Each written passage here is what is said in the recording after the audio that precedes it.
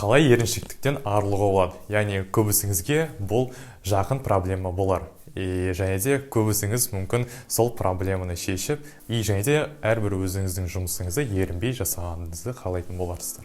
В общем, бүгін мен сіздерге қалай еріншектен арылатын 4 тәсілді айтып беретін боламын. Ал видео бастамас бұрын әрине лайктарыңызды басып кетіңіздер, және де біздің арнамызға тіркеліп кетіңіздер. Көп рахмет. Сіздер мүмкін өздеріңізді ұрсатын боларсыздар. Яғни сен не істеп қойдың? Ё-ма, кезінде мынаны жасап тастауға болатын еді, ерінбесем ё-ма деп. Негізінде өздеріңізді ұрыспай-ақ қойыңыздар. Қазір мен сіздерге 4 тәсіл айтып беретін боламын, қалай еріншектіктен арылуға болатынын.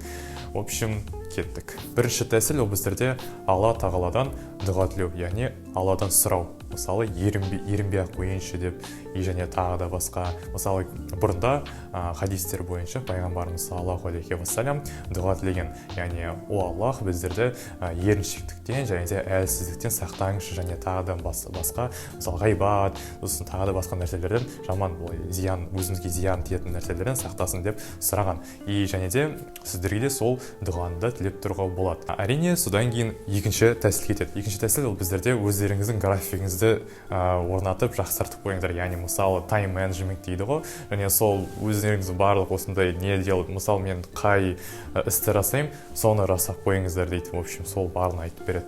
В общем, мысалы, бірінші, мысалы, қазір таңертең тұрамын, мен қазір завтрак ішемін, содан кейін мен аламын да, мысалы, мен мысалы қазір сценарий жазамын или немесе видео түсіремін. В общем, соның барлығын мен жазып қоямын. Оны біз, конечно, тайм менеджмент деп атаймыз. Яғни екінші пункт. Үшінші тәсіл ол біздерде, яғни өздеріңіздің ұйқы режиміңізді дұрыстаңыз. Мысалы, сіз 12-де ұйықтайсыздар, аласта 1-де тұрып кетесіздер. Өзіңіз шаршаңқы сезінесіздер, да?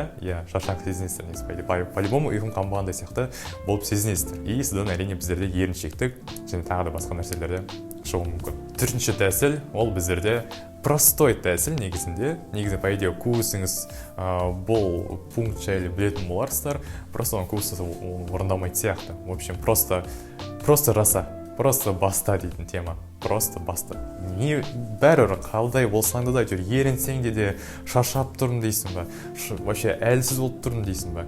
Алла тағаладан дұға тіле, және де мысалы просто былай отырып, ерінбей-ақ қойыншы, ерінгіп тұрған жоқ деп, қалай ерінбей-ақ қойыншы деп, бірақ сен жата берсең, по-любому ол не, сен іс-қимыл жасауың керексің. Содан кейін Алла тағала саған береді.